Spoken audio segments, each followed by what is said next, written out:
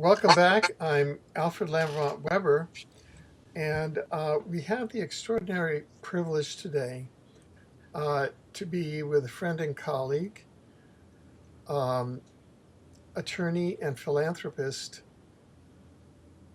and I should say deep thinker, Tom Clearwater. Welcome, Tom. Hi, Alfred. How are you doing? Fine, thank you.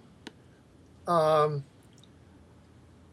I should ask you, you are most well known in uh, the exopolitical community uh, at this stage, and actually in a wider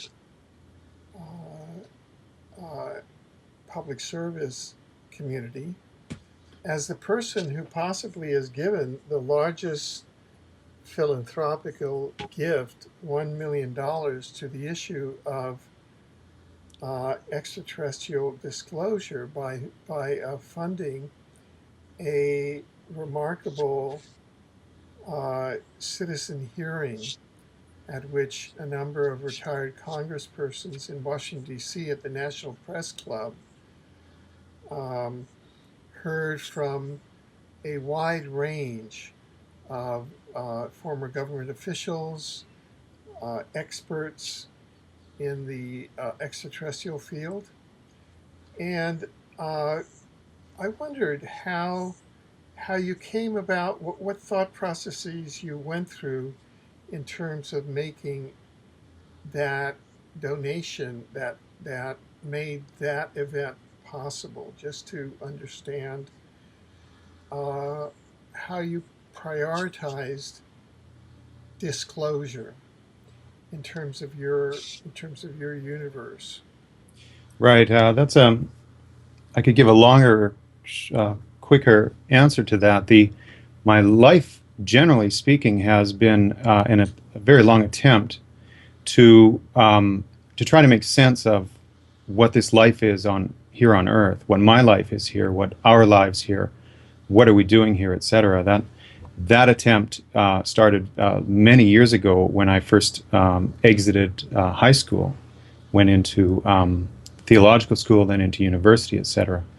And with the um, kind of intervening time of practicing law for some 12 years or so, I then took up the task again of extending that attempt to pierce the what has I've come to know as the basic veil under which we live here, to gain a broader understanding of what this life is intending. And in the course of looking ever further into the structures on this planet, I was led inevitably off planet. And only when off planet realities became apparent to me did pieces, I feel, start coming into place in terms of what our role is here and what our larger connectedness is in regards to this interesting universe we live in. So, at one point in time, I decided because I felt I had not only the ability but the knowledge, the required knowledge to apply myself in the disclosure arena to fund, as you said, that citizens hearing amongst a few other things that I've done. Right. Now, the citizens hearing is now, we're on October 17th, 2014, today, and now this fall and next year, um, with the after the midterm elections in the new Congress, is scheduled to really start to unfold for real in the Congress, in terms of its being, DVDs are going to be given out to the members of the Congress, and they'll be able to see their former colleagues and have to confront some of the data. So, so what are your vision as to how this, what sort of impact this project will have, not only in the Congress, but sort of more largely in the process that the planet is involved in now? Well, I think it serves fundamentally to cast a vote in the direction of the perspective that we're either ready or we're close to ready. Uh, um, but the issue of disclosure is more complicated, in my understanding, than just getting, let's say, certain political types to agree that certain information should be released to the people. Of course, this takes up a conversation of uh, very complicated conversation about who's on top of this whole deal, who's managing these from the topmost position, the affairs of this planet. And I have my own perspective on that. But so far as, let's say, disclosure on the ground is concerned, my emphasis in my activities in disclosure have been to cast my vote as a way of saying, well, I personally want this to move forward. And I personally think that we are in a relatively short timeline for matters being disclosed, at least in some initial fashion. Whether there will be full disclosure at that time or not, my sense is that things are coming to a head, we can say, in society, insofar as the processes are concerned on the ground.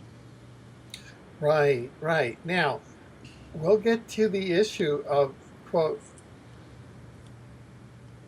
who's on top, because I, I, I want to ask you that, that, that very question. Uh, but I'd like to get started in our conversation and in our dialogue this way. You wrote me a very interesting thought, and you said, I was just reading your Positive Timeline webpage and saw, among other things, a way to describe Kalaman's observations regarding alternating energy wave reality, because I think this is going to tie into your question if I understand your thinking. Um, a way to describe Kalaman's observations, right? Alternating energy wave reality transforming into utopian reality parallels Tesla's electromagnetic discoveries, which saw Tesla transit from alternating Newtonian externalized electromagnetic energy to utopian scalar internalized energy. I can also describe how the human being is a walking Tesla coil whose dual polarized configuration allows individualized access to creative power, which I believe to be uniquely possible, unique, possibly in our universe. So, kind of as a point of departure in our conversation on unrolling the positive future, which is sort of the deeper theme as I understand it. Mm. Could you explain those first couple of sentences that I just read out for our audience and for me more deeply, kind of flesh them out according to your thinking? Sure. This don't mind if I kind of circumambulate a little bit here. Sure. These questions basically they ask the foundational question of what is duality, Mhm. and asking that question is like trying to find an end to talking about the universe itself. Um, but let me begin by giving my perspective on the human being. That basically the human being is a polarized kind of bioarchitecture.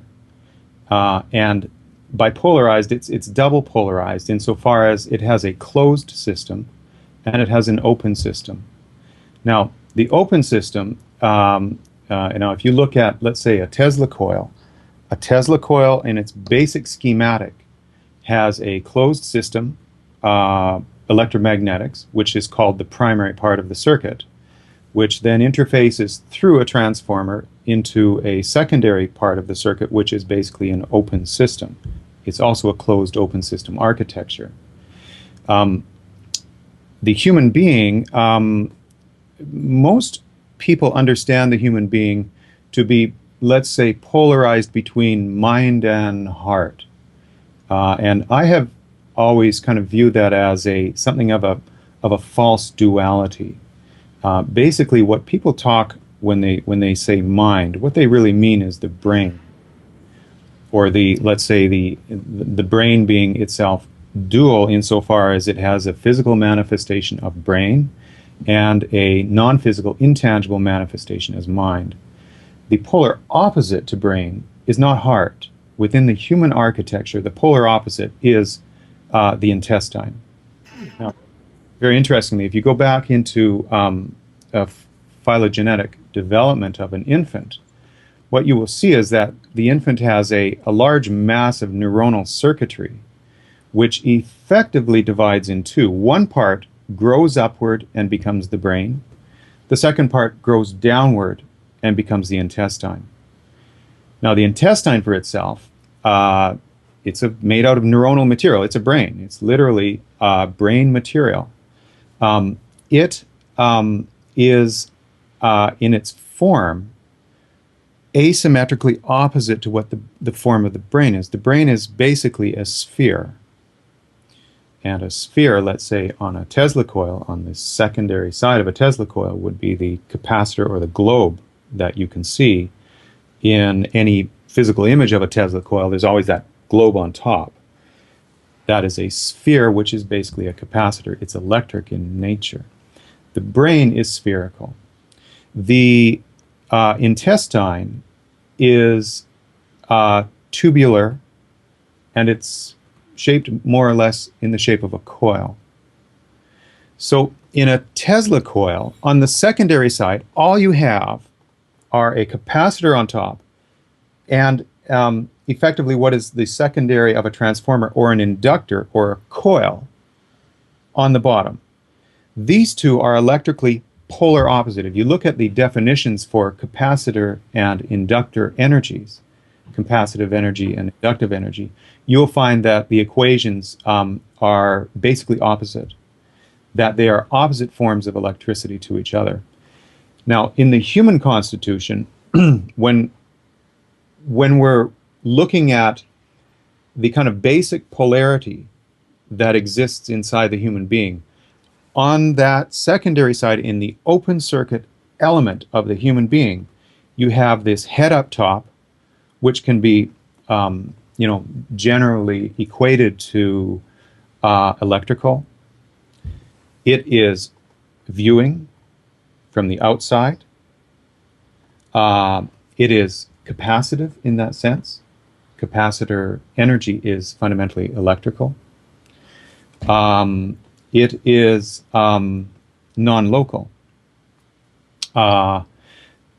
If you look at the intestinal energy, that is where the feeling base resides. People talk about having a gut feeling, or any basic human feeling, in my opinion, the energy of feeling arises from the gut. It is a feeling energy generator, which in its own world is polar opposite to what I find up in the head, so that the opposite characterizations apply for the kind of energy created by the gut, the human gut, which is feeling energy. It's magnetic. It asks questions of what is me, what is not me. It is action-oriented. It's wave-oriented. Head is particle.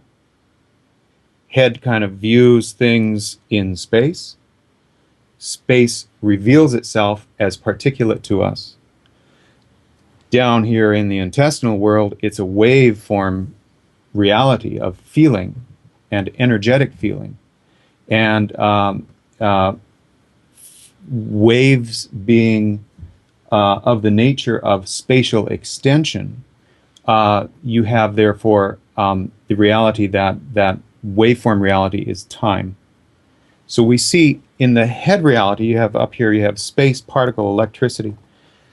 Down in the intestinal realm, you have time, wave, magnetism.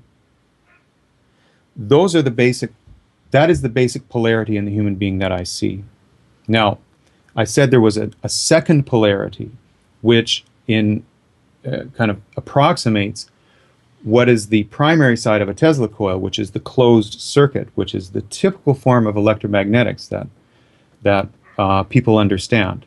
That let's say electromagnetics, and electromagnetic circuit is basically a circle. It's and they tell stories like electrons go in a circle, et cetera, and they go from plus down through the resistances and all the devices and gizmos into minus back into ground, and it forms a circle.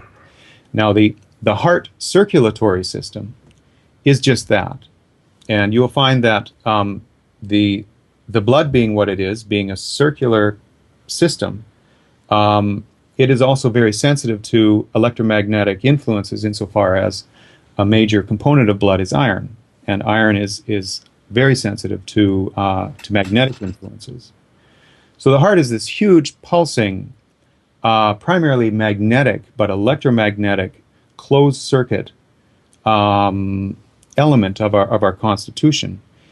The heart interfaces with this open circuit head-gut reality to produce, essentially, when all of those are in sync, which means they are in absolute synchrony one with the other, and I can describe a little bit of what that can mean. When all of those are in sync, the human being then, presumably, to my estimation, has full capability of being a creator god in the creator's skin that we are. So, for instance, if you look at what is possible in a using Tesla electromagnetics, which again, Tesla electromagnetics is a combination of closed circuit plus open circuit. What is available through Tesla electromagnetics are basically all the effects that you can imagine that are being brewed up in the Black Ops electronics communities. We've saw some, in my opinion, what were destructive effects of this Tesla energy in 9/11 with the destruction of the World Trade Centers. You can constitute or deconstitute matter itself through that kind of energy. The human being a Tesla coil, or we could say in reverse that a Tesla coil is simply modeled on this fundamental architecture of this duality between closed and open. In the architecture as it represents in the human being, the Tesla coil is just a downgraded version of that. The human being has full access, I believe, to ultimate creative power. But if you go to read Tesla about how he made his coil to operate, because many people can build these things, but they can't get them to operate. What is required are, and this is very stringent, the requirement is stringent, that there be absolute synchrony between the various polarities that you find within the human being. So, let's say in the head, for instance, the head itself is divided between left and right hemispheres. Of course, left hemisphere is the realm of part and particle and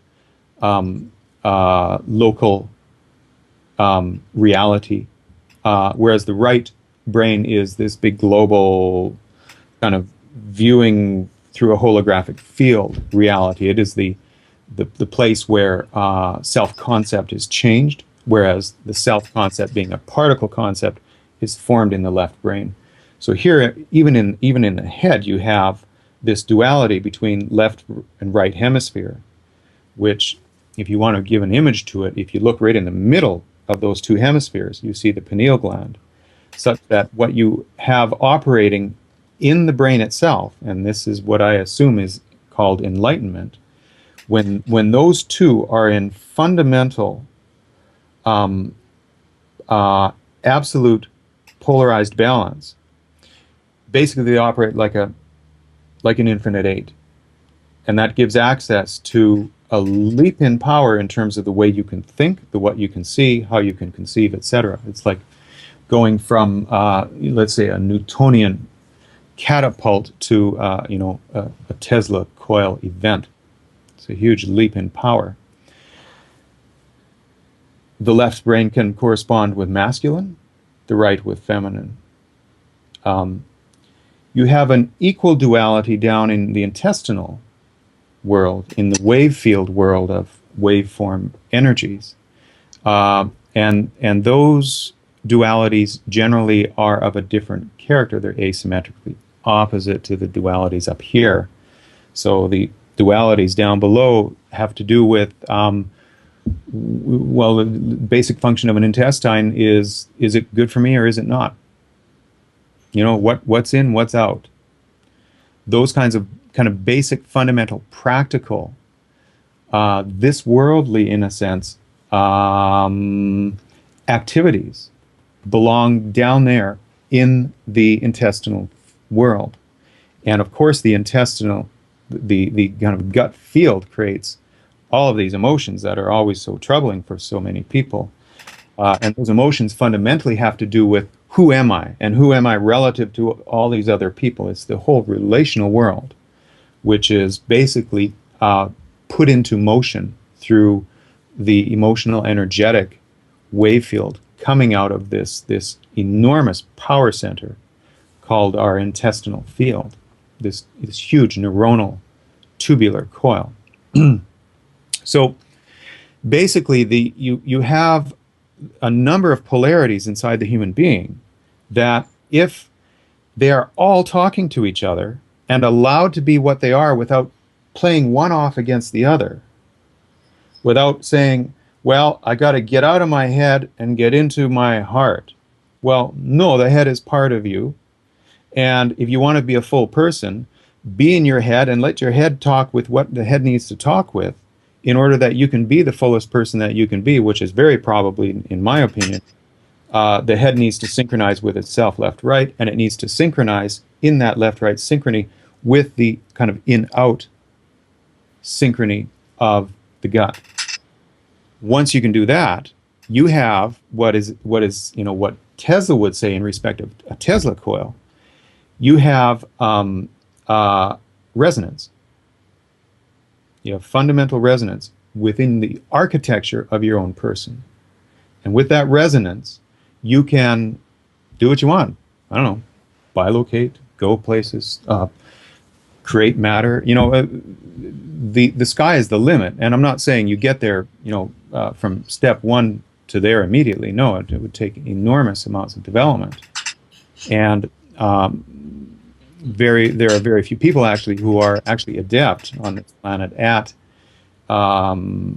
manipulating material reality. But that is done, in my opinion, through this synchrony that needs to develop, where the heart plays the central role in terms of generating intention, and then the head gut kind of open circuit secondary, as it were, magnifies that into the universe at large. Right. Now, may I ask you this? And um, what popped up for me as you were describing that and I must say that is a remarkable model and analysis.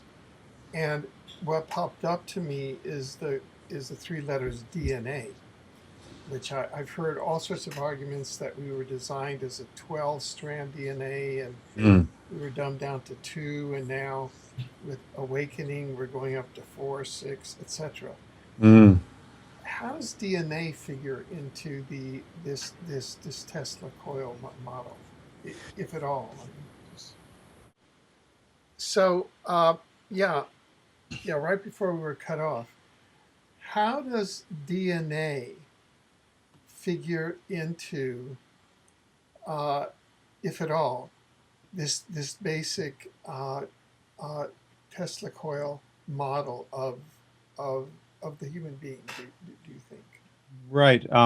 My guess is that the DNA is basically an information coding system, but it doesn't code on the kind of simply the particle basis that has been presented. by typical scientists. Those scientists are operating under a kind of veiled, almost Newtonian particle reality, which is cut off from basically non-local wave field realities. If you read someone like, let's say, Constantine Mail is a engineering professor in Germany, and he has written a number of books on scalar realities and scalar electromagnetics and how they even apply, how his theory actually he applies it to the human being, and in his understanding, the DNA is in fact a scalar generator. It's a scalar energy generator. So it would be something like a foundational, though perhaps not the bottommost foundational, scalar energy generator within each cell. It has a scalar structure. In fact, our nerves are scalar. They have a scalar structure. Neuronal circuitry is all scalar. This is according to Constantine Mail, and I believe him. That's my own experience, and my own studies go the same direction. So basically, if you take a DNA structure and ask from a wave reality what kind of tonal signature derives off the DNA, you can see that a DNA is essentially a tuning fork. It's your own fundamental frequency that is ringing through this kind of light gravity show that is the DNA matrix. Right. Now, could you, for the benefit of myself and the audience, just explain more what you mean by scalar and how that differs from the current model, and what word would be used to describe the current model? Well, the current model can be seen to reflect our basic veiling on this planet. And the current model also then can be seen to reflect what we perceive as the quarantine on this planet. Uh-huh. It is a model that says, in accord with the fundamental propositions of classical physics, call it Newtonian science, though it includes Einstein. Let's call it Newtonian. That basically everything is of a local causal nature. Mm-hmm. Time is linear in that local causal fashion. If you think of what local and causal imply, they imply that all relatedness is external, so that you have this billiard ball reality in this world where all effects are seen to arise as external causes in an external relatedness. So it's basically an external particle-based reality, and that basic understanding is the understanding that has produced a kind of electronics as we know it, which is basically typical electromagnetics, deriving in part from Maxwell and Faraday, though their understandings were shaved down and tightened up into this kind of quarantine mindset that they reflect. Scalar, on the other hand, is a type of physics that deals not with external relatedness, but internal relatedness. And being a science that deals with the internal relatedness of everything, it is polar opposite to what we see as typical Newtonian science. So it's non-local. For instance, let me give an example. When Tesla first came upon these so-called scalar realities in his test lab, when he was, let's say, closing a circuit and getting a DC circuit to operate, he would notice that the immense electrical surge would cause a feeling that he could feel in his body. And that feeling, he realized, that shock to his body would actually occur even though he tried to electromagnetically shield what he thought was perhaps a radiation from this circuit that he was toying with that gave rise to this feeling. Well, it couldn't be shielded. Why? Because it's acting not on the level of external but internal. So it's a non-local internal reality that if you try to shield it, you can't, because it's dealing with the very constitution of what a shield is made of. You're at the level of dealing with the constitution of matter when you're talking scalar.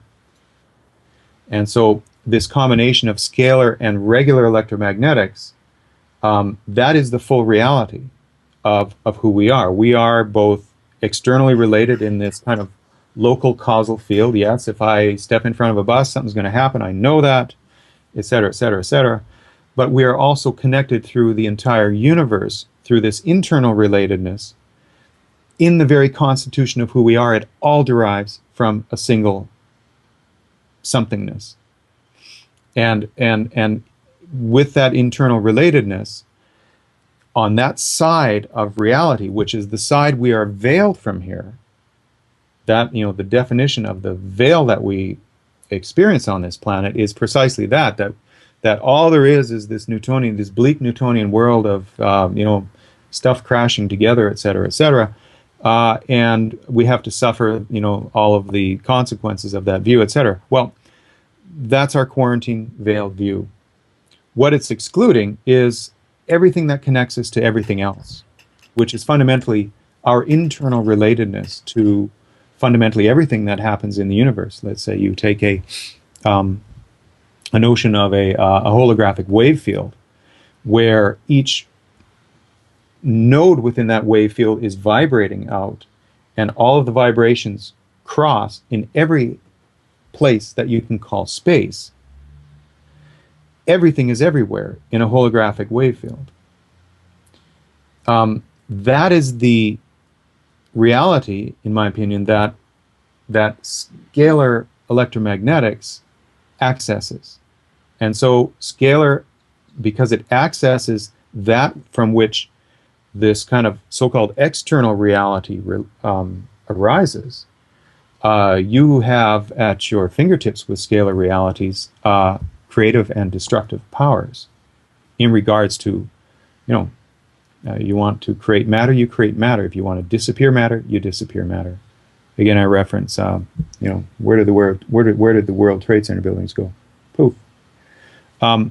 You get into the constitution of matter, and you can do that. Now, let me just pause a moment here to say that what that implies, this, let's say, dual view of external, internal relatedness in the reality that we experience here, what that implies is that you are neither of those. And so the thing that could be called you, or call it, some people call it your soul, call it your awareness, your experience, the reality that you, the deepest reality that you are, is outside this show. And so, yeah, you can, you know, toy with the constitution of matter, but you are a being outside that framework, obviously, if you are in any manner perceiving that you're toying with the framework of matter.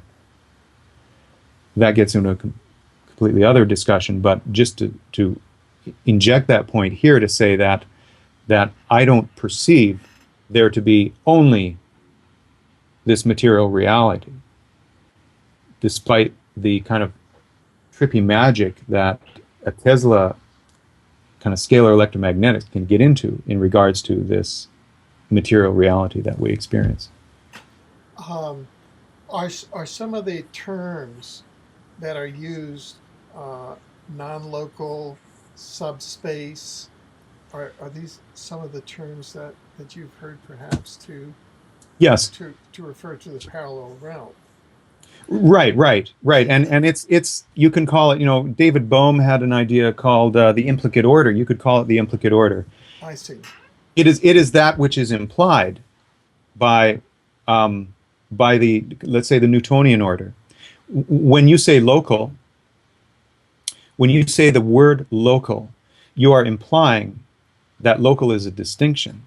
Mm-hmm. And that which local is distinct from is can only be non-local. Mm-hmm. So that each term implies its opposite. So that the scalar reality is the implied reality from the perspective of Newtonian science.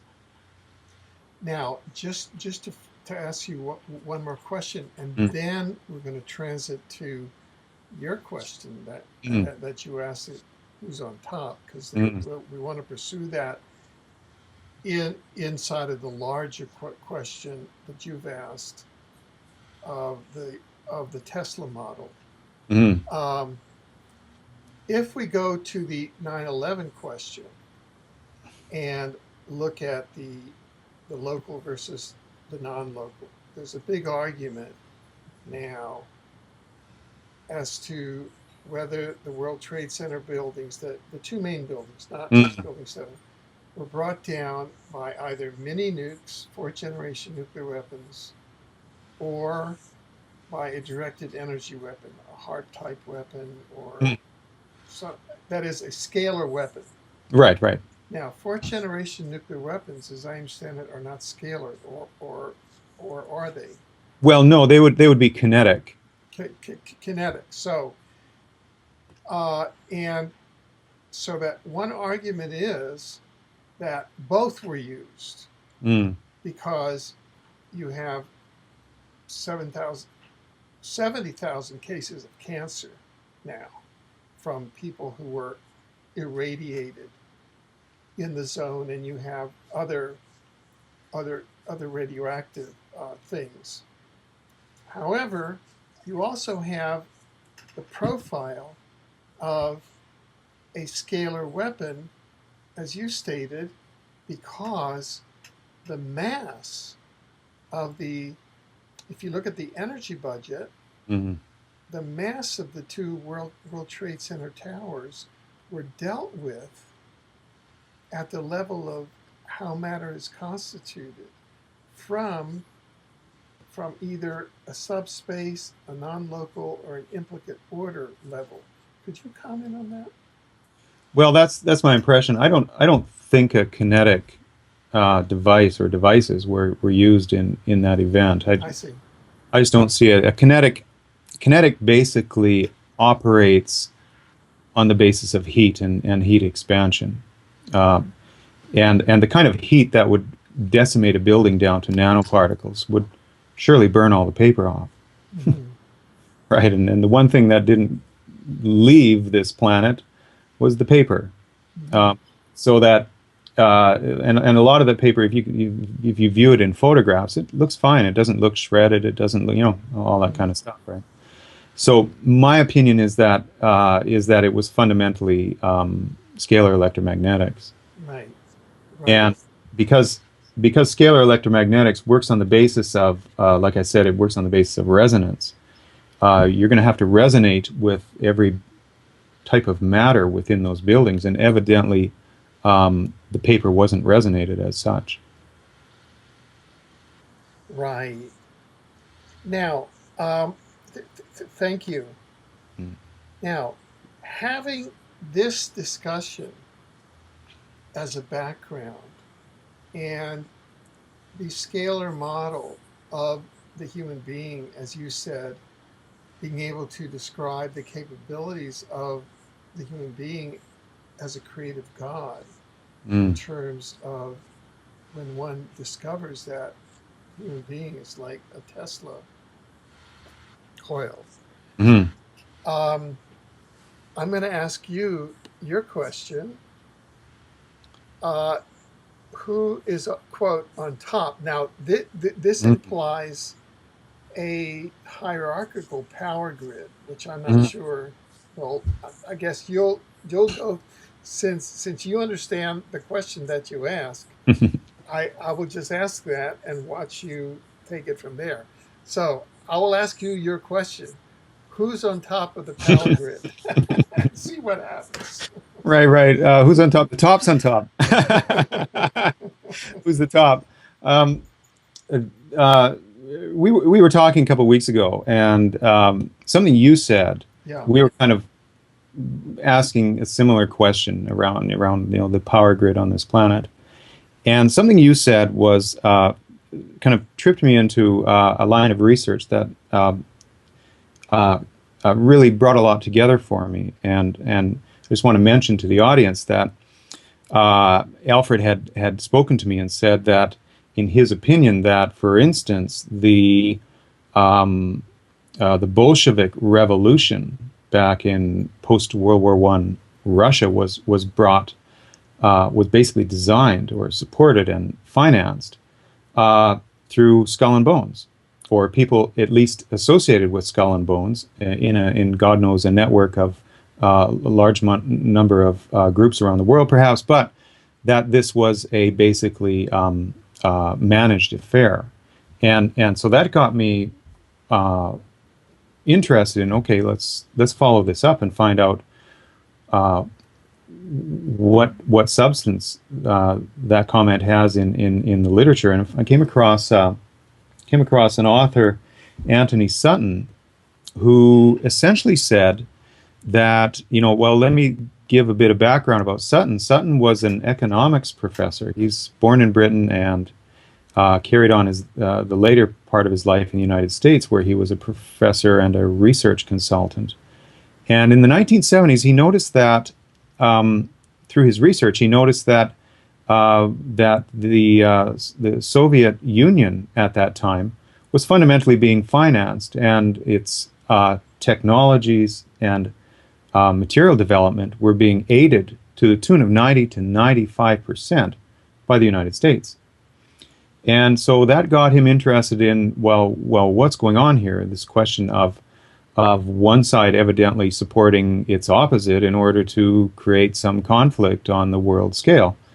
So that got him interested in the question of, what's going on with this power grid. And he eventually, through his own research, came upon Skull and Bones as the kind of primary operator in the United States, at least, as perhaps the central locus of power, defining the group who was most active in generating this, what we have as this world theater.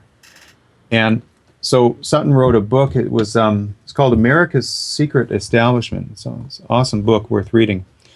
And in the book, he describes that that this group, and you gave me a clarification on this point, that this group traces its origins back to Germany and can be seen to be the second chapter of the Illuminati, in fact, such that you have a group kind of forming in America, deriving from Germany, in a history of, presumably a history of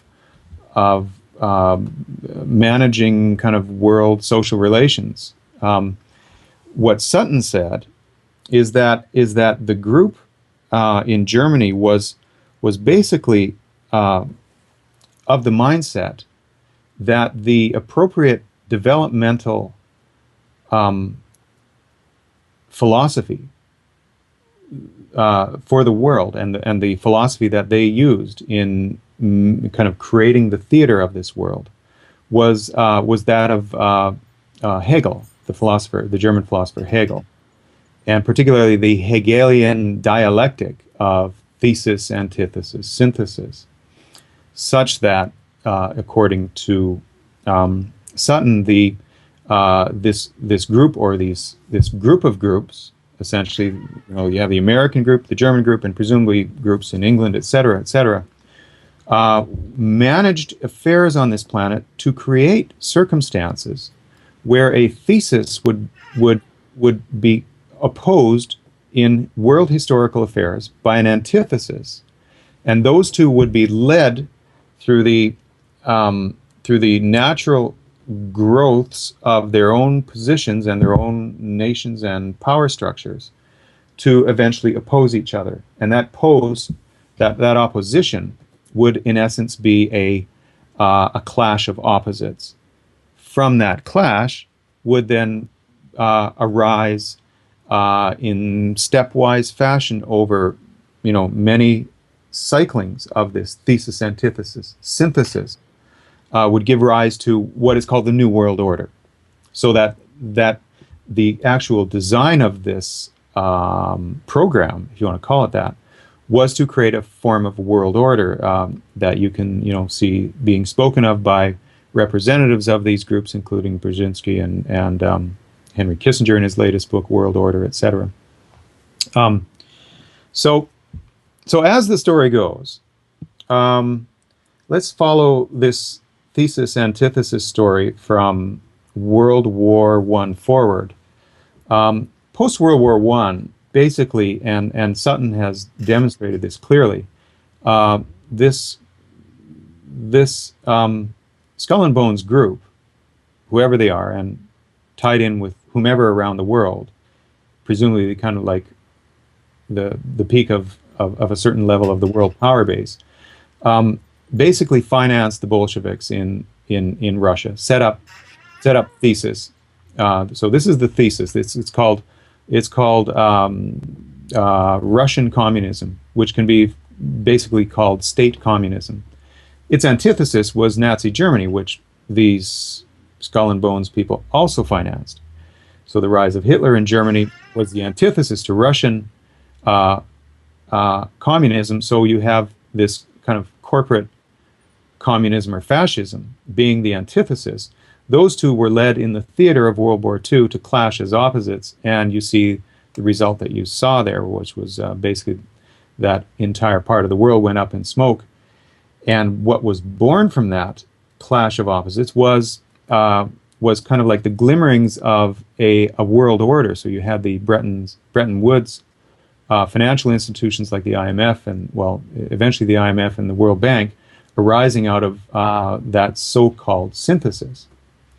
Okay, well, let's move on to the next thesis antithesis, because you've got a world in shambles, and this group is now looking forward to what may come next. Basically, it was chosen to be Russian communism and American democracy, and these two were set up as thesis antithesis on the world stage, according to Sutton. That and given the state of the world post World War II, in order to have a viable antithesis to American power and democracy and whatever characterizes America, there had to be a lot of support given to Russia, because Russia was basically bombed back to the Stone Ages in World War II. And so that support, according to Sutton again, came from America. 90 to 95% of Soviet innovation in realms of weapon making and their whole industrial program, etc., came from America. So those two were set up as thesis antithesis, and of course, an interesting thing happened there, which is that come the time for a clash of these opposites, what you see is that the opposites didn't really clash. It's like the synthesis fizzled in a certain sense.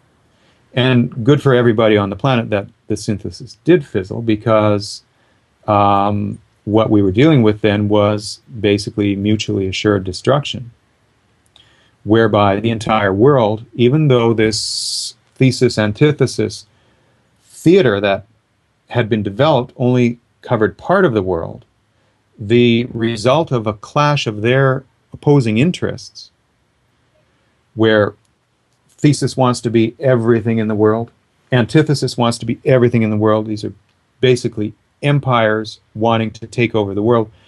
Their clash would have led to basically the end of life on the planet. So at a physical level, we can see that what happened in, let's say, the 1960s, which is probably when this reality was fully tested, especially in part with the Cuban Missile Crisis. Nothing happened. It fizzed. It's like no big explosion, no big clash, which is an interesting point I'll get back to, because there's a transition there from Newtonian into scalar, and I want to describe that. Okay. But I'll come back to that. Let me just go finish this story about what came after that was, according to Sutton, the next thesis antithesis on the global stage was American business and Chinese labor. So it's America, China. Now that has Sutton died in, I think, 2002, and that has I think it was right in naming that as perhaps the final thesis antithesis. China, for its part, has grown into, which is Brazil, Russia, India, China, South Africa, including any associated countries aligned with those, versus the developed West, which means essentially the Rockefeller, Rothschild banking system of North America, Europe, etc.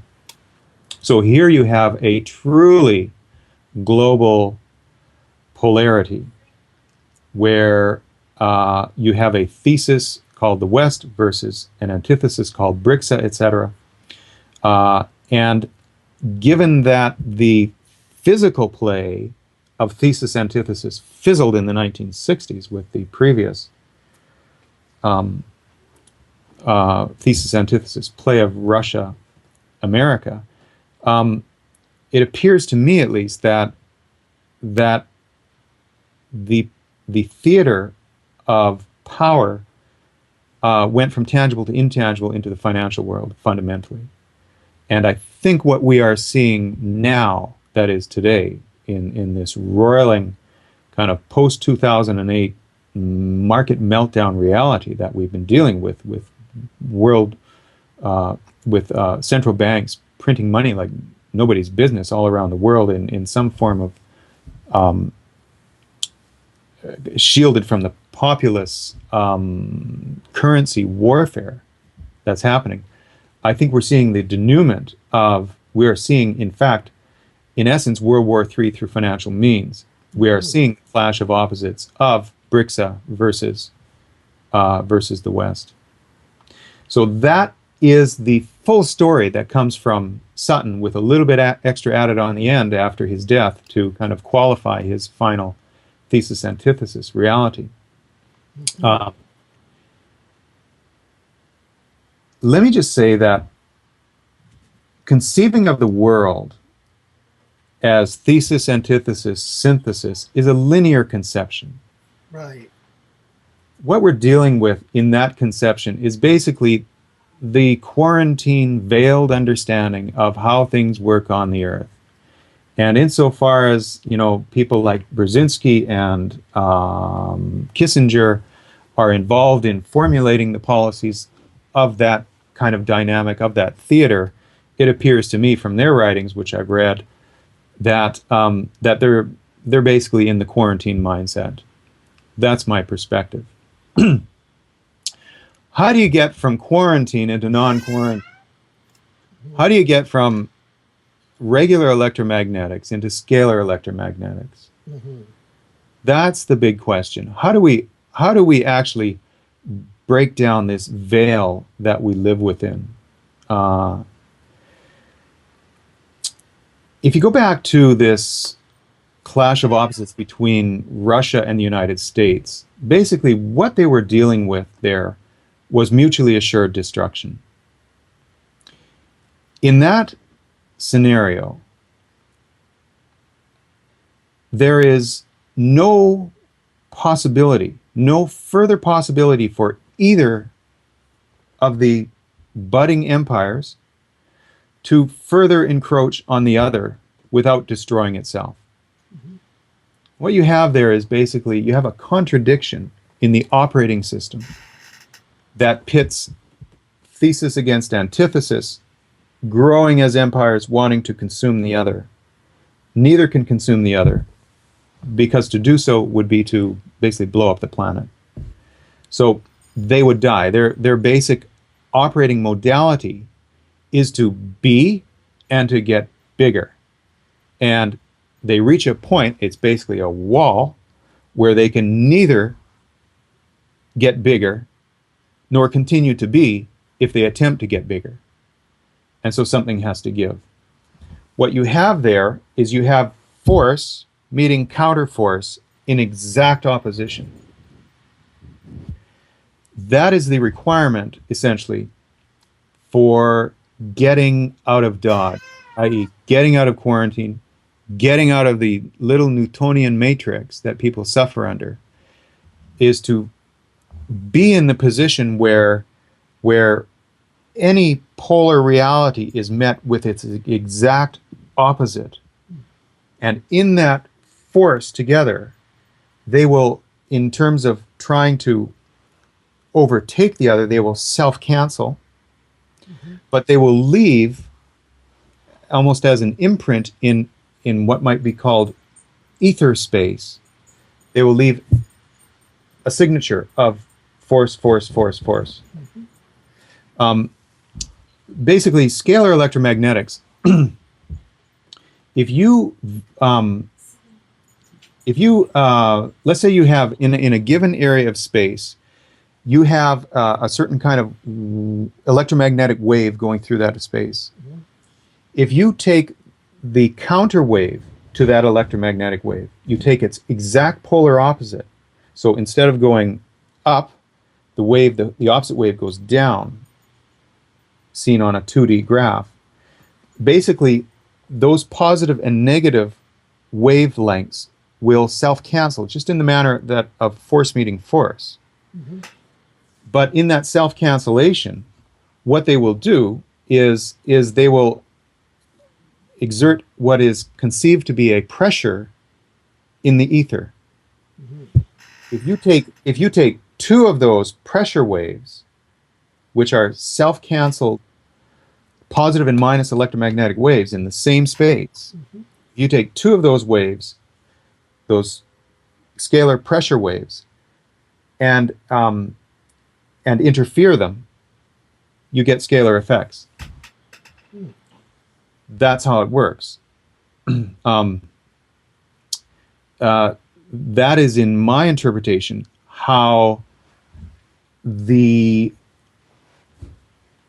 clash of opposites between U.S. and USSR at that time created a new realization in the populations. Essentially, because the force represented by the U.S. and the counterforce represented by Russia were at least equal in the sense that they would both destroy each other, something had to give. And it appears to me that that kind of movement where opposites meet and neither opposite can win the fight, as it were, because it means destroying both, then basically that sets the stage for individuals, and we might call them countries, we might call it society generally, for popping into a scalar modality. So that, in my interpretation, and this is getting just a little bit esoteric, I realize, but in my interpretation, the social advance perpetrated by the theater of this Hegelian dialectic is truly intending to get people out of the matrix. Right. So who's on top? Well, it seems to me that if I look at what's happening in the world, I say yes to the fact that there are people who are designing conflicts into our social reality. On the other hand, if people go off and march into a war that is basically created for them for that purpose, they're going off and they're marching in a war. Everybody has an option. In my world, I don't exclude personal responsibility from anybody for any act that they may even remotely participate in, such that people pulling triggers around the world are people pulling triggers. End of story. And if I ask the question, well,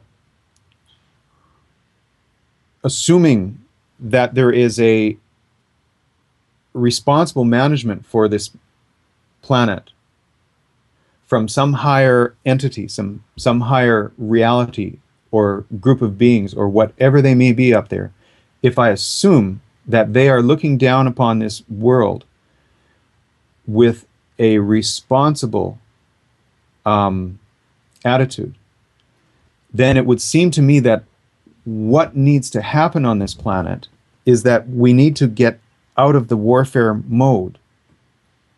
We need to dig inside, and we need to find those motivations whereby if somebody does something to me, I will be motivated to respond externally through a measure of force, whether that's through verbal violence, physical violence, violence using weapons, etc. And until every person is responsible for their own attitudes and their own actions on this planet, until every person is no longer of the orientation, the attitude of the basically the being structure to respond in violence in the social arena, uh, we have work to do, and that work, it seems to me, is most effectively done in a context where instead of being just simply allowed to, sit in your lazy boy recliner, you've got this like force outside you call, whoever the powers that be in society who are generating these conflicts, and you've got these laws that are telling me that, you got to go serve in these conflicts. Well, people are going to be essentially forced by that mechanism to deal with the stuff inside from which they would respond violently. So I can twist a story to say that this entire theater of Hegelian thesis, antithesis, synthesis is itself a form of responsible management, insofar as what it does is it forces, by virtue of creating circumstances necessary for people to actually be vibrated at such a level that that stuff will come out so that they can actually see it and deal with it, rather than sitting on a couch. If people had their druthers, they would sit on a couch and do what they do. And I'm not criticizing doing what they're doing, but they're not, by doing that, understanding that, well, if they had been prodded in a certain way, they may have responded violently. They're not getting to those places inside that, if we want a responsible society, need to be addressed and dealt with internally. And those need to be brought out in some fashion. The mind-bending matrix of this place is, for me, a very effective means of getting people to deal with all that stuff, because it is a total mind bender out there. Anyone trying to figure out what this planet is about, good luck. That's an amazing rabbit hole you're going to dive into, and you're going to meet yourself in that rabbit hole. Now, let me thank you. Now, let me follow through on going into the Hegelian dialectic Mm. and the sort of the quantum leap. I'm not sure that's the word, or transition, Yeah, or quantum distance. state change Yeah, sure.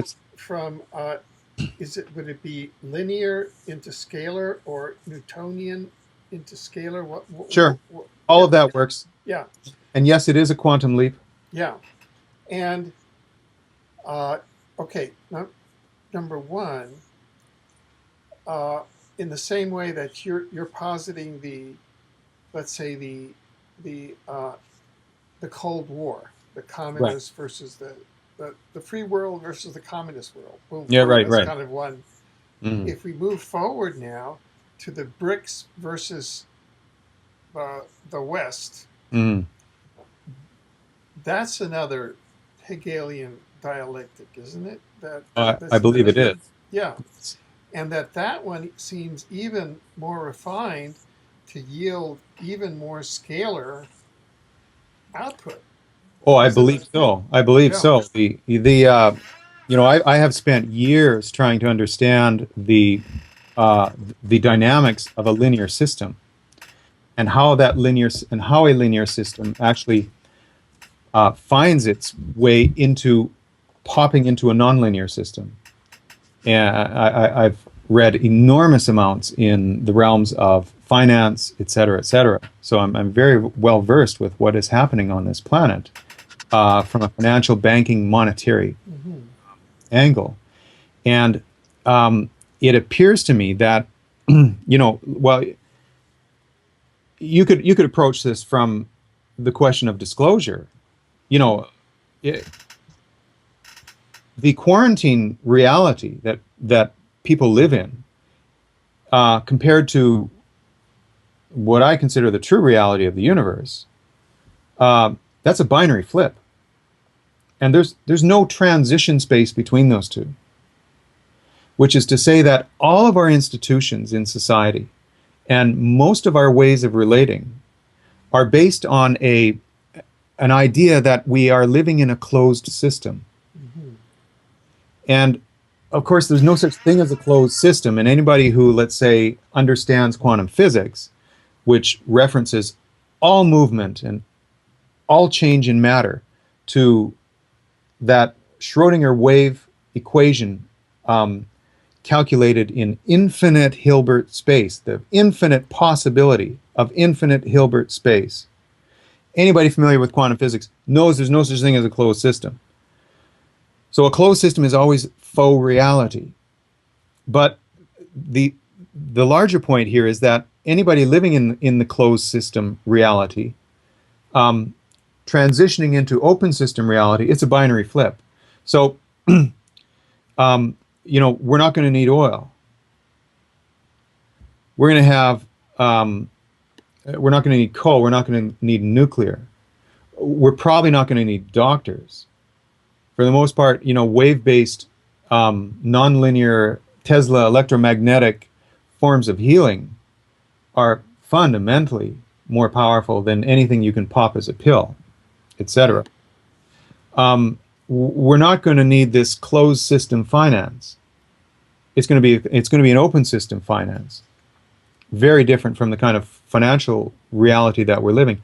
So the actual transition out of the veiled quarantine state is so enormous, and is of such a character that I tend to view it as a binary leap. It's more of the nature of a quantum leap in the sense that, if you speak to a quantum physicist about how, let's say, simpler matter becomes more complex matter, it's just, at one point it's um, A, and at the next point it's B, and there's no transition space in between. It's binary. Right. Right. So so given that that's the case, in my opinion, um, uh, the actual transition into this new world that we're stepping into is going to require a wholesale change on the ground. It's going to require a transition period. It's going to require a very responsible management of all of our institutions and concerns, and all of the people on this planet who have jobs and real needs for a constant stream of what this kind of circulatory economic system offers them as income to buy their food, to live, to buy their heat, etc. Mm-hmm. All of that is going to require a huge program on the part of us as people to institute, within, I believe, a transitionary period, which will probably be a very managed kind of economic period, so that we can go into this new state without a huge amount of fallout. But to get back to your question, Yeah. the because the transition is binary, people looking into the transition from just a linear perspective, uh, basically all they can see is absolute destruction. Right. Right. Now, let me, because there are kind of two branches that I'd like to ask you from here, and let me just ask you one branch because I'd like to test this. there's a school of thought that's that that's out there, and you see it as, to quote, ascension. Right. That is a density leap or a Mm, dimensional leap, mm, and that the time space hologram that we're in now, uh, entities, we're now as a collective transiting, say, from the third time space density, although individually we may be on a spectrum in that, say up to fourth or even fifth density. mm. And so there's a spectrum of understandings on that, some of which say, what do you mean, factories and money? We're going to be living in a telepathic world where you think of something and you just create it. And the reality that you just projected was much more of a transitional world over a much longer, quote, period of time. That is, will still be in time. So, Mhm. how do you feel? What do you feel this, quote, transitional period is? I mean, in terms of how much time will it Mm, take? mhm, Because mhm. as you further exit third density into the fourth density, time becomes less rigid uh, dimension, as I understand it.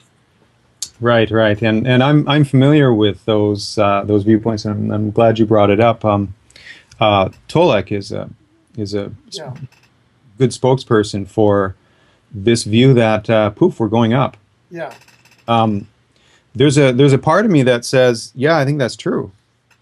Um, it's when you start looking at the nature of what this Earth reality is in its quarantine state. Um, Coming out of that quarantine, well, you have to say, well, we've served certain purposes being in quarantine that are no longer necessary. It could be an open question what those purposes are, but suffice it to say that once we have exited the need to serve those purposes, the need for quarantine reality is gone. And the actual transition that I can see, even if there is a transitional time on Earth where we transition into kind of, let's say let's say Earth without a dimensional shift, the transformation is going to be huge. But it would not surprise me that what we have experienced here is it's kind of like a faux reality that was generated for a purpose. And my perspective on that purpose is that we were here to um, to learn and understand and deal with negativity as the beings selected in this universe to deal with that. And we were given a quarantine status and reality to uh, explore all manner of possibility in the realm of negativity. And I believe we have come through that successfully, personally. And we're just dealing with a little bit of kind of like remainders out there, and a little bit of cleanup, and people have to let go of certain kinds of things, etc. But that reality having been served, and the actual transition looking into this new um, open system reality that is the reality of the rest of the universe. Um, my sense is that very possibly, yes, there's going to be a very considerable shift in our dimensional frequency, which is going to mean, yes, we're not going to, this whole system is going to be gone. Um, I support that view. I'm not sure. I'm not sure um, how it's going to carry out, but I think there's some support even from Hollywood in the Avatar movie, right. suggesting that yeah, what's going to happen is we're going to get out of that old carbon burning, black smoke belching reality, that negative reality called Earth, and we're going into a new reality altogether. Hmm. Even if it isn't that, uh, the transition that's going to occur is going to be mind-blowing. Hmm.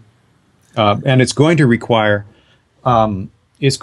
ET cooperation, in my opinion. I just don't see how we pull it off and keep things from falling apart without that kind of cooperation. Not to mention that disclosure, which we started this conversation on, is going to be part and parcel of going into the open system universe by definition. So all of that is coming to bear. I believe we are coming to the peak of we're coming to a completion, I believe, of this kind of linear temporal reality that we have been living. So would you say that, in a sense, the quote new human being is the scalar human being? Is that is that what Well, we end up with at the end? I believe that's true. Let's assume just for a moment that what we have been dealing with here is negativity. It seems to be our distinguishing characteristic. If you ask, any channeled source, what distinguishes Earth? Well, it's all your negativity, etc. It's your violence, yada yada yada. Um, if you ask what is negativity, what does negativity negate? Um, it negates connections, and it negates our sense of being part of a larger universe, our connection with the larger universe. It negates connections with home planets, Arcturus, Pleiades, wherever a person considers their home planet, if they do. Um, and in that negation of all that connectedness, which is that entire waveform reality, you get this kind of faux reality called Newtonian space, which is just externally mediated set of relationships. Um, and in that reality, in that negative reality, if I ask the further question, okay, what actually happens in that faux closed system? My experience of it is that what happens is that I have to rely entirely because all those connections are gone. And for me, it was major blackout. I was absolute blackout 3D when I hit this reality. Um, because I didn't have any of that connectedness, I was forced to align with the only thing I had going, which was my own energies. And in that kind of forced, faux closed system quarantine reality, that connection negated reality, I had to learn who I was as an individual apart from all those connections, apart from planet, apart from galaxy. Well, let's go galaxy apart from planet, apart from race, apart from tribe, apart even from family. Who am I as an individual? So it seems to me that this faux closed system quarantine negative reality is an arena where all of those older connections are essentially burned. They don't work here. You can't get them going. And having lost all those connections, which is basically a form of programming or knowing, it's a programming in the manner of being a gray ET in the hive mind, for instance. Or it's a kind of programming of being, Pleiadians on their blissful Pleiadian planet, but allowing no, individual dissension from that, in essence. All of that is gone in this space, and the only thing in my experience of this space that I had was to understand who I am as an individual and to connect with those energies. And it seems to me that that is the actual goal of what this place is about. And if I just extrapolate from that just a little bit, it seems to me that if the universe has developed to a certain degree up until this time, the next step within the universe is to develop this sense of self-identity down from extra individual or group-based identities. So if you talk with anybody who channels with ETs, basically you're almost always talking with a group. You're talking with somebody in a group mind or with some sort of group consensus. It's group this, it's group that. It seems to me that the rest of the universe basically lives as a group self-identity. And to get the next step into manifestation, which is to evolve that group identity down to the individual, you have to, first of all, negate all of those connections. They have to be taken out in some vibratory manner, negated.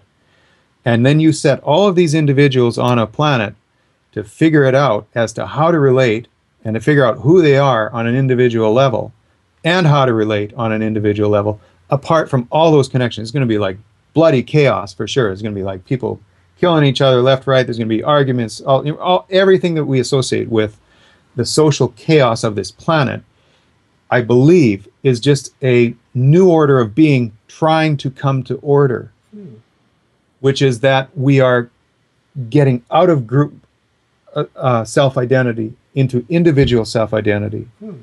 And for that purpose, the individual scalar architecture has to be exquisitely modeled and crafted so that every individual is self-sustaining and self-generating in a self-creative manner apart from any other group whatsoever.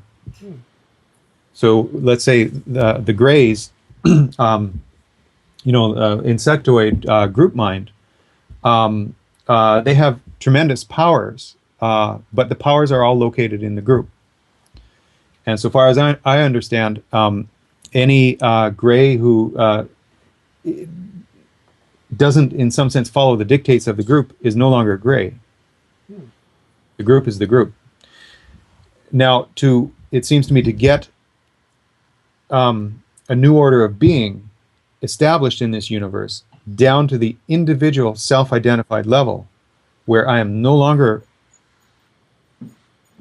interacting in such a way that I draw energies from anything external to me. I draw energies only from inside in that self-creative fashion, which is the essence of the actual beingness of anything that exists in the universe whatsoever. But to bring that into an individual level and give it free choice and ability to actuate this kind of creative power, that's a very dicey proposition, I believe, and has taken a quarantine experience to kind of work the knots out, at least in some incipient fashion, to be able to pull the powers of the group into the individual, which, like I said, requires exquisite balance in polarity. There can be no one polarity overcoming the other. It has to be absolute balance. So that you get this scalar self-cancellation in the activation of those polarities, which gets the individual then in that architecture into a creative mode. That's my larger perspective on what's happening here. Very interesting. Very interesting. Let me now go down the other path, because it segues perfectly into this. You write, it seems to me this understanding, which you just described, gives a context for modern and probably ancient world events, because linear or entropic polarization is a form of externalized growth. It necessarily manifests empire tendencies as their core operating modality. We see this in growth of national empires, corporate empires. I think this is more in the concept of the Hegelian Yes. the Hegelian dialectic, correct? Yes, that's right. Yeah. The essentially, if you want me to talk to that, Yeah, please. that dialectic is basically quarantine reality.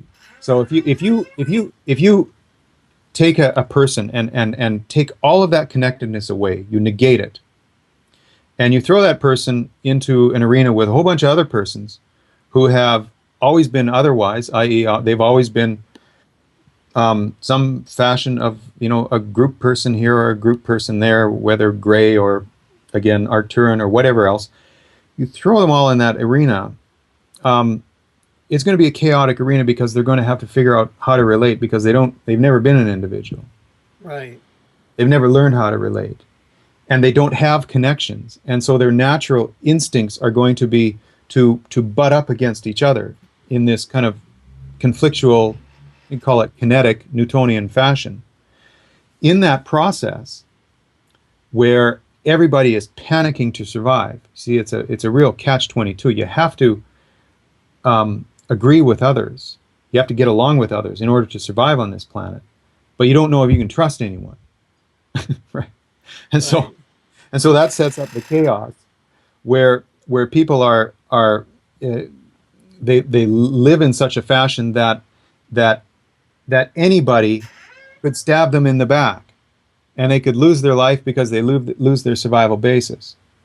In those circumstances, a person is forced to recognize their own self-power. They can't rely on anyone outside themselves. They can't. People can't rely on families. They can't rely on the corporations. They can't rely on their nation. They can't rely on their politicians. They can't, it just doesn't stop in terms of the functional lack of trust in that kind of context. And what I'm suggesting is that in that externalized context where people think, oh, I'm just this, being, who kind of grew out of the mud of some silly little evolutionary history, and it's mano a mano in terms of trying to survive and getting what I need to survive, while not being too damaged by others trying to get from me what they need to survive. This total kind of parasitic, conflict-laden reality that is our quarantine state. It seems to me that in that state, what people need to learn fundamentally is self-trust.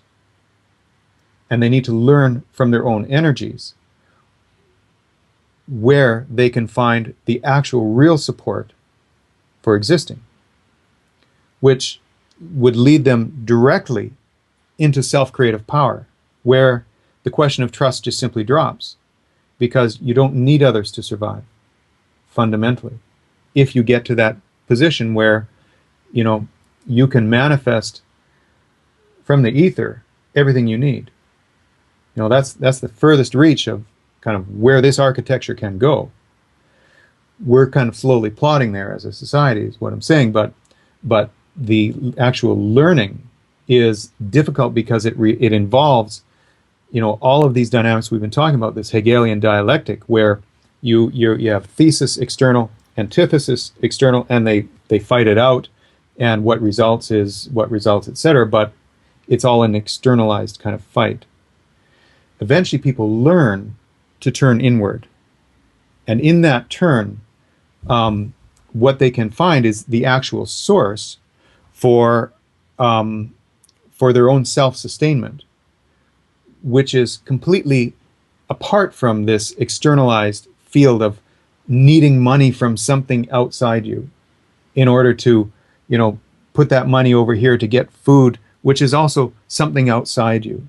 Even food is a form of like parasite reality, where basically you are needing something external in order to actually just simply self-subsist. All of that, I think, is designed into what this place is. And I think all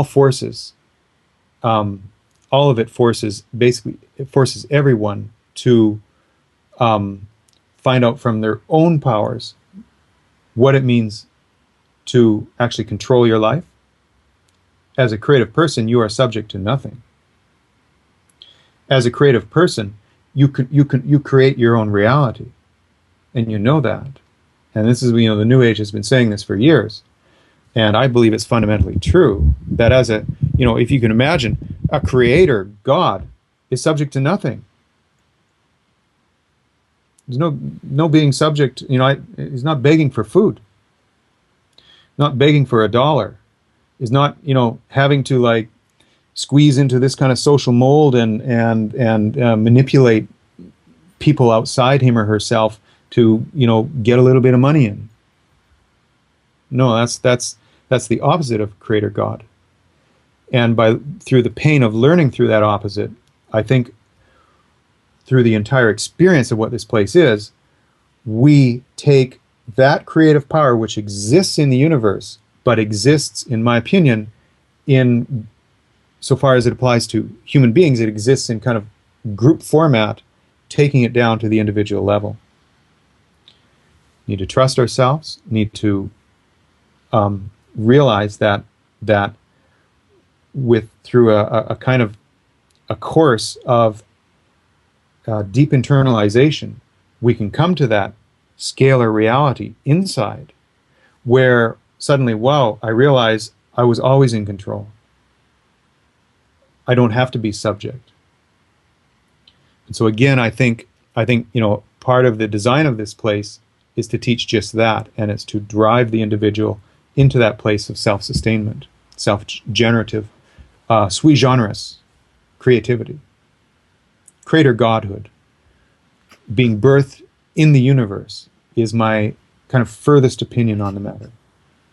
So this cements even further uh, what you're saying, and your insights that you're bringing forth today cements even further the genius of Nikola Tesla as a prophet of this age. Yes, I believe so. That he, well, it's well known that Tesla received his information from visions and dreams. So he was tapping into some field of information, which basically got to the core, to the very root of what the kind of archetypal architecture of this reality called Earth is about. And it's about that architecture I described, where you have a closed circulatory system that is sending energy into an open system that sends that energy out Mm-hmm. in an internally related reality, where you are then in creative control of your world and your destiny and your life.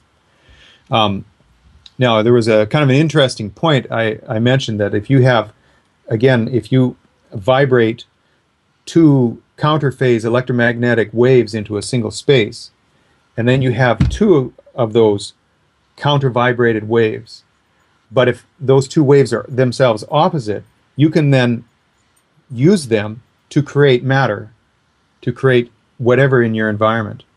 Now, it seems to me that the male and the female would be the necessary polarities to create those two scalar waves interfering in a given space.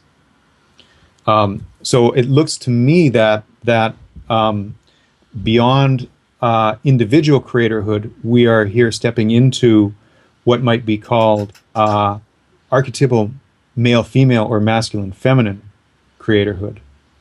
The whole twin flame reality Right. that's spoken of by many people in New Age and ET-related communities. Right. So this is the wave that is now manifesting. I believe that's true, and then to reference back to I think was it Kalaman was saying that just then I have it on my iPad here, where the universal alternating energy wave movements end. Well, those alternating wave movements, you can conceive of those as what Tesla had developed as his kind of first foray into electromagnetics, which was alternating electricity. Right. That alternating is kind of like an archetypal view of what this externalized kind of Hegelian dialectic is all Right. about. Right. You've got it's like I was working once in Saskatchewan when I was in my 20s, and some guy came in. It was just pumping gas in a gas station. He came in. He was like bleary eyed and wild eyed actually, and told me he was working for a defense contractor and was telling me about this anti tank missile that they were developing. Yada yada. I'm not sure why he was telling me all this, but he he said it'll last for about uh, a month and a half before the Soviets build something better. Well, there you have this kind of alternating kind of wave reality that goes bigger and bigger and bigger and bigger until it reaches the point of, like I said, conflict of opposites, clash of opposites, where in the case of Soviet and U.S. clash, turns scalar, I believe, if you Uh, want to put it that way. yeah, yeah.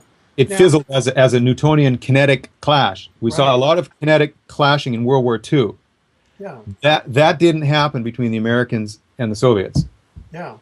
Now, now, now, I just wanted to add this that because it just uh, occurred to me, and before I forgot, I'm going to put it on the table that um, in the same way that you have the Hegel, Hegelian dialectic, uh, another term that is often used for this quarantine reality is problem, reaction, solution, Right. which is at the sort of the tactical New World Order false flag Yes. level.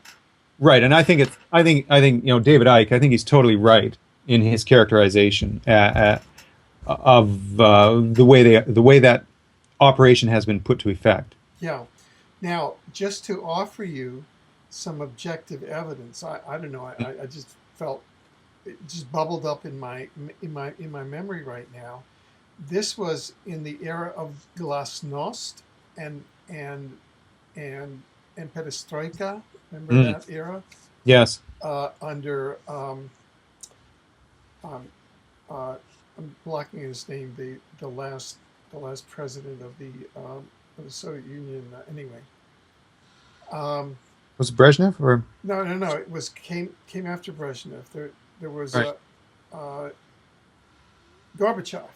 Yes. Right. Gorbachev. Yeah, Gorbachev. Right. yeah. So I was then a volunteer host at WBAI in WBAI FM in New York, and together with a another volunteer host there, um, Mary Houston, uh, I contacted um, Gospel Radio in the then Soviet Union, which was the Soviet network, which went over 11 time zones. Mm-hmm. And I did it on my home computer, and they responded, and we set up a 4 hour live. It was the first live radio broadcast between the United States and the Soviet Union in history. Wow. Wow. And they set up a sound stage at the largest, they set up their sound stage, the largest sound stage in Moscow, had a Mhm. full dress orchestra in there and broadcast it over all 11 time zones Oh my goodness. in the Soviet Union. We took over one of the radio stations in New York as our studio and broadcast it over an NPR transponder, Mm. which because we were a nonprofit, we got it for $25 because it was all financed out of our back pocket. And we had Allen Ginsberg talking to the poet, talking to Alina Akhmatova, the Russian poet, Mm-hmm. and we had 4 hours of that kind of stuff that was over the top, Mm-hmm. and as a result of that, uh, Gorbachev invited us to Russia, to the Soviet Union. It Oh was my goodness. nominated for an award, and it was just something that we did out of our back pocket. Mm-hmm. But it seems to me that that was an example of something that went kind of scalar because I just did it. I mean, I remember, we had those kind of laptops with those separate Mm-hmm. screens and Mm-hmm. floppy disks and all that Mm-hmm. stuff. Mm-hmm. Yeah, yeah. Could you Uh, talk to that about that? Or? Awesome, awesome. Well, Scalar, there was something else I wanted to mention here. See if I can remember it. Yeah,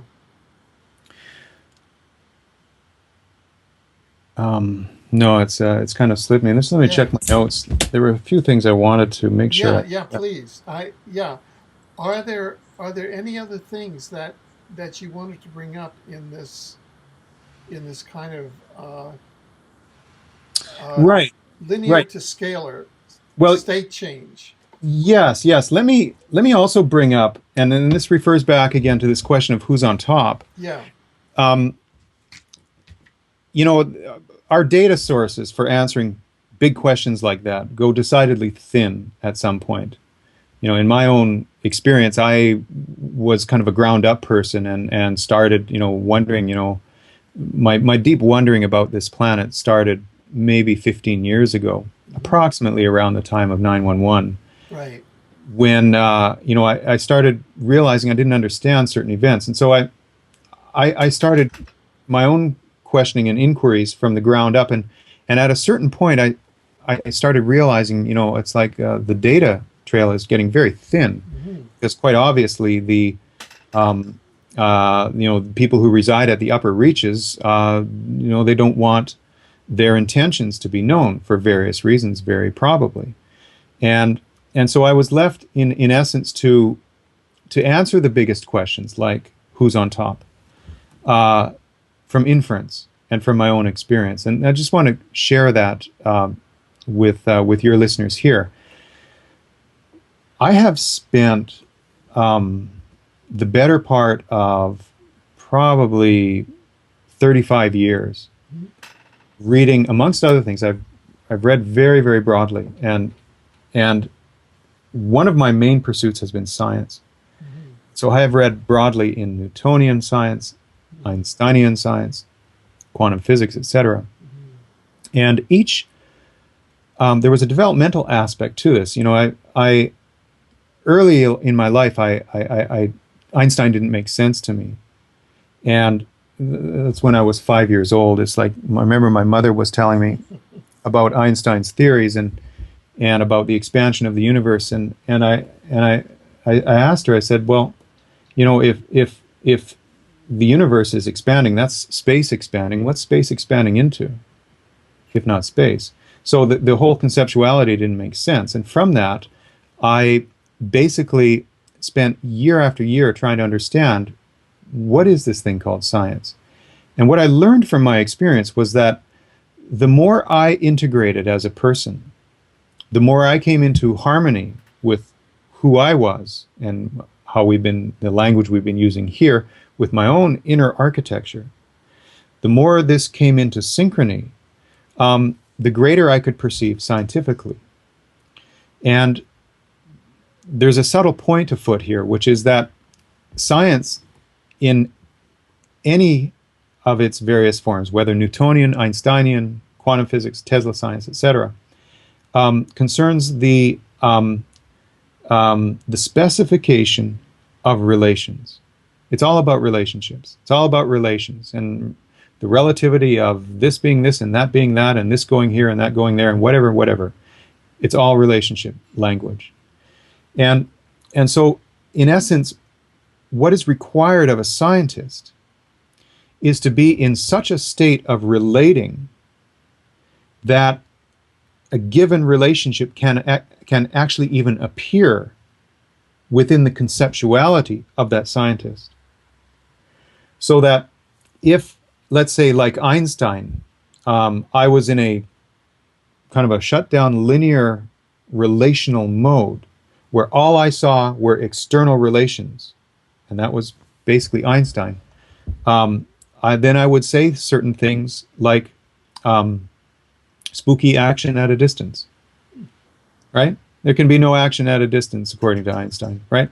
Well, this is a very shut down form of relatedness, such that if Einstein were to develop his relational ability, he would eventually go into at least a quantum mode where, yes, everything is fundamentally related internally. That's the basic axiom of quantum physics. And that axiom has filtered into and is the basis of Tesla, nonlinear electromagnetic physics. But the essence of what I'm saying here is that to the extent that I am related to myself in some fashion of harmony and knowing and synchrony, to that extent can I perceive a relation between myself and anything that could be called outside myself in that manner of speaking. Mm-hmm. If I can't perceive that relation, it's because I'm not related internally. There's almost like a one-to-one matching going on here, whereby the basic conceptuality I live with, which is an ordering of relationships in the realm of words and concepts and language and whatever else, my basic conceptuality becomes my relationship limit in terms of how I can perceive relations outside myself, even scientifically. Mm-hmm. The upshot of that is that the most related people, the most related beings, are by definition those with the most powerful science. And if you look at the power of science, with Newtonian, you have, in terms of destructive power, a catapult. With quantum physics, let's say a nuclear bomb. With Tesla physics, well, you can just deconstitute matter itself. You have a hugely sloping increase in power. The greater the degree of relatedness that you are speaking of in a scientific language, which means the greater relatedness that you are as a person, as Nikola Tesla in many ways was. So that to be a related person, you are not going to be a destructive person. By definition, to relate means to perceive and accept that which is outside of yourself or other than you, whatever your definition of you is. So that in asking the question, who's on top, I look at my own experience and I say, well, in my own experience, I came into an understanding of ever more powerful forms of science. The less violent I was, the more related I was. So that I just extrapolate from that to say that the most powerful beings in this universe are the most responsible. So who's on top? Literally, the top's on top. Those who are the most responsible, the most powerful beings in this universe are looking with care and concern and excitement for what we are doing way, way, way, way down here in this kind of separated faux reality in which we are fashioning whatever we're fashioning here, which I conceive to be a new order of being. And in between those most responsible, most powerful beings and the height that I had perceived through my own studies of writings, documents, evidence, etc. from this planet, in that gap is everything else. And for my part, I don't really concern myself with what's in that gap necessarily. I'm interested, and I keep pursuing it in terms of my own personal understanding.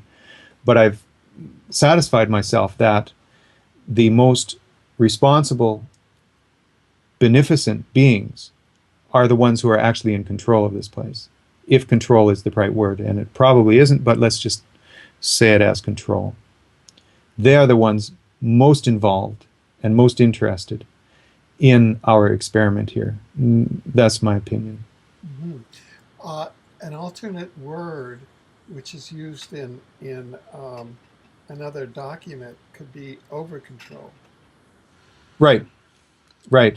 They are completely meta Yeah. to our world, and they are presumably, to be more related means that you are fundamentally one with the universe. That's the highest statement of relation and relativity and relatedness, is unity with all, where you are not unrelated to anything that could be called any manner of thing within this differentiated manyness called the universe. So yes, they are absolutely meta, and perceive at that level with that kind of care and concern with what is actually happening here and with what we are actually experiencing. despite the seeming paradox of that. Because, you know, ask any given person on any given day whether they're liking what they're experiencing. They say, "Hell no, I hate it. I want out of this place. Get out of Dodge. I can't wait till I die. I can't." Right? Um, but that is just raises the issue of responsibility, that somebody has to take responsibility for possibility itself. And what we are merely experiencing here is merely one possibility. And if nobody in the universe wants to experience this one possibility that is our place, then the universe doesn't really hold together, it seems. So, hurrah to everyone who's doing this.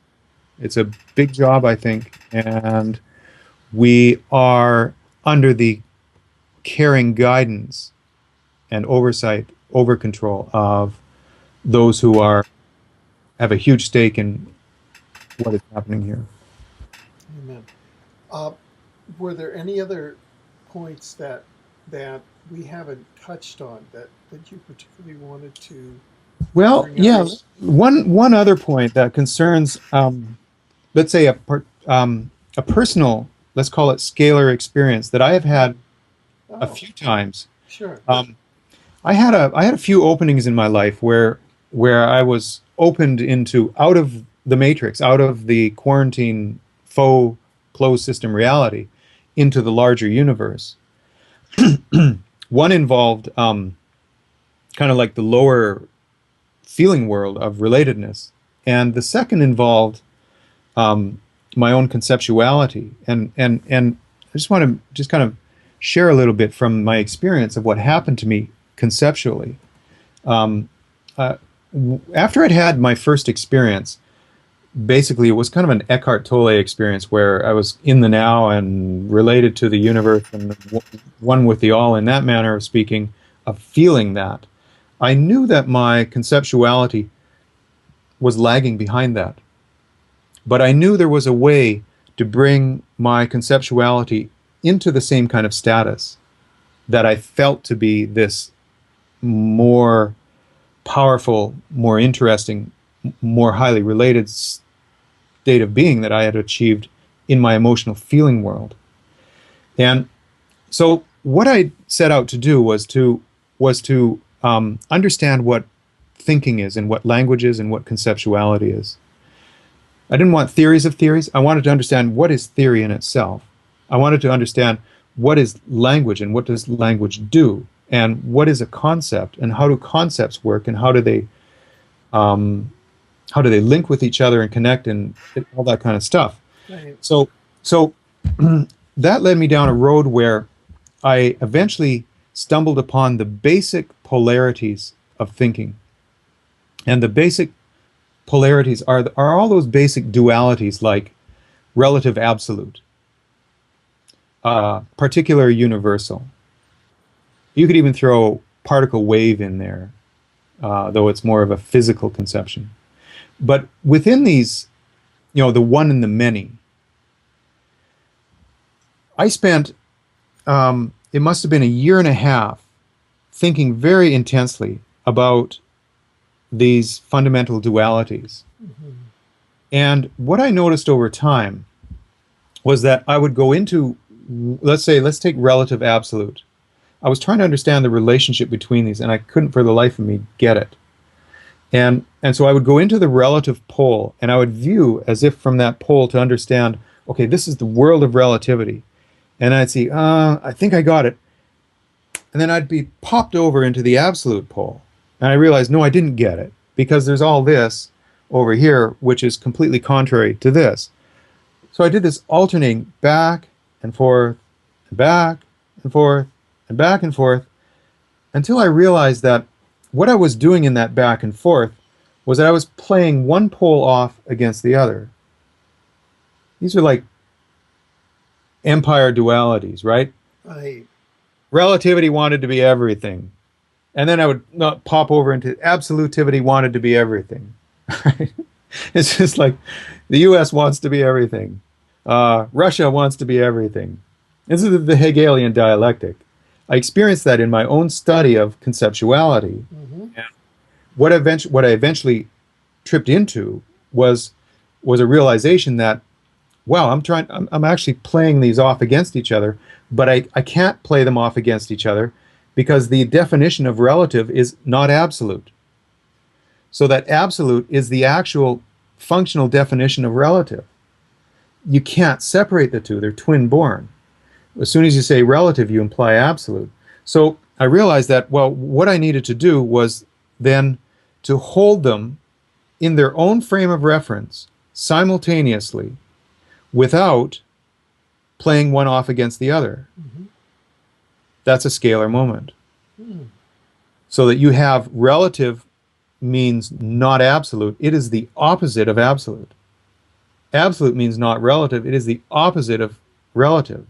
So in my own brain, if you want, I was vibrating this this dual opposition without playing one off against the other, such that the actual polar balance was absolute. They were both in their absolute poles and vibrating as such, and I was holding both those positions at the same time. Well, what happened after a few days of doing that is I woke up, and it happened to be on a Christmas morning, and I realized, wow, I get polarity now. Wow. Because I had vibrated positive going wave and negative going wave in self-cancellation, but in that kind of scalar um, tension in the ether, and that had actually changed my brain. I knew my brain was changed in that Wow. event, Wow. and so I have I have several of those experiences I can talk to, but I know exactly what happened because I was, through the course of my own development in life, was very, very focused on what was happening inside me, as I had to have been because I was in such a tremendous 3D shutdown state that I nobody understood me. I didn't have friends I could talk to. I didn't find a partner at that time who I could relate to. So in that kind of shut down, isolated state, I had to pay very, very careful attention to what was happening inside me. And so I know to a detail what happened in my own experience of coming into this kind of scalar state inside my own conceptual world, which I believe actually physically changed my brain, brought it into a higher order. It's like there must have been a blossoming of new neurons because I just woke up that one morning and I understood polarity. I got quantum physics. I was able to then later understand Tesla physics. It was all very easy because then I had the physical state inside me that corresponded to those kinds of relations externally. The aha moment. Very good. Yes. And so I was able then to understand that what, say, spiritual people call enlightenment is, in fact, at least in the mental realm, is that scalar state. Excellent. Thank you. Thank you very much for sharing all of this. Um, do you have any works in progress in terms of a book or an article or a film or some concrete manifestation of all these discoveries that you're making? I don't. The only outlet I have for writing about things interesting to me has been basically Facebook. Uh-huh. So I have a Facebook page that carries. It's not a very good page Hmm. necessarily for people to basically what you're seeing on Facebook on my Hmm. Facebook page is just me thinking out loud. Yeah. And in terms of a consolidated understanding, Hmm. that is something that I'm kind of very slowly moving toward. Right. Is to bring some of this into a more thoughtfully presented format Hmm. to allow people to gain some of the benefit of what I have discovered through my own investigations. So if people want to be to to follow you and your thought, the Mhm. best way would be through your Facebook page, basically. Yeah, that's right. That's right. Oh, good, good. Well, this has been quite the tour de force, and for me personally, it's been quite an expansion Mm. and a validation and all of these things combined. So thank Mhm. you. Oh, I thank think you. that we're all benefiting by your sort of going forward and coming back and reporting what appears to be your experience and your experiential discoveries, and then you're showing how where the science is pointing, and Mhm. how it integrates at the micro level and at the mega level. Awesome. Thank you, Alfred. Thank you for interviewing me and being Oh such a yes, host. yeah, sure. And so uh, I want to thank you for taking our time today, and I hope that you'll be able to join us in the future as events develop and uh, from time to time. I would be happy to. Oh, good. Well, yes, yes. Thank you again. Thanks, Alfred. Okay. Bye bye.